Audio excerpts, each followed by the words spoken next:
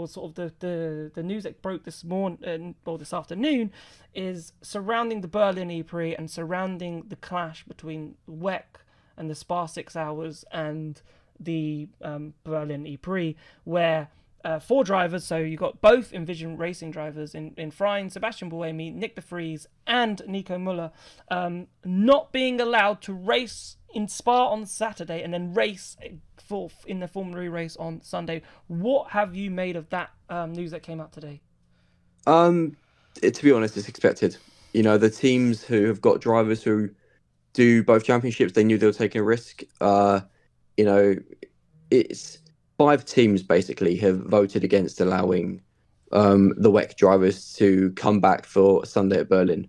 So it's not really a surprise. It's obviously just a massive disappointment to the likes of Robin Freins and Buemi. Freins in particular is not happy about it. I caught up with him about that in Sao Paulo. The main thing from it really is if, you know, anyone in the chat, hello by the way, good evening, is going to Berlin, make sure you get access to the paddock for the autograph session, because the drivers that take part, basically the drivers who replace the WEC drivers, can't then take part in the Berlin rookie test.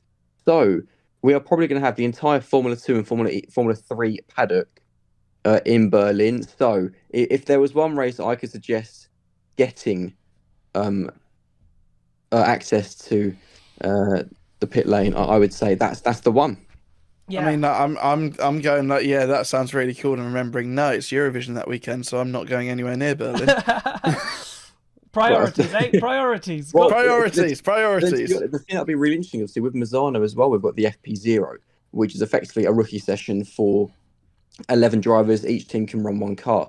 So I'm not a betting man in the slightest, but I would imagine that the 11 drivers that feature in Misano FP0, is what it's titled as, will most likely then go and feature in Berlin. So it makes things interesting. It's going to be quite different.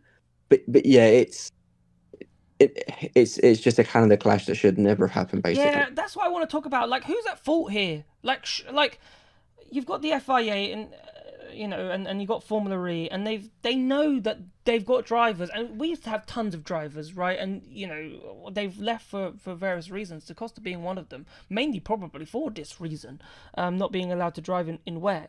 Like, who's at fault here? Like, why can't they work together, these two racing organizations, and come up with a calendar where we don't have a clash? I mean, something that was really interesting actually that Robin Freins pointed out is that there's actually quite a few people who work across both FE and WEC. It's also God, what's Sam Smith gonna do? I just remembered that. Yeah, that is the £1 million question. Is he banned? Is he banned? Can he not come across? Oh, no. But it's we love Sam though. Yeah, but it's really interesting because it's gonna, it's if this happens now, who says it's not gonna happen again in the future? The FIA do play a part because it's them who've obviously ultimately approved the calendars. So, I think it's one of those things, to be honest. It's not ideal. We've got to get on with it. But it means that we're going to see a lot of new Formula E drivers, which is actually really exciting. Yeah, what do you think Envision do here?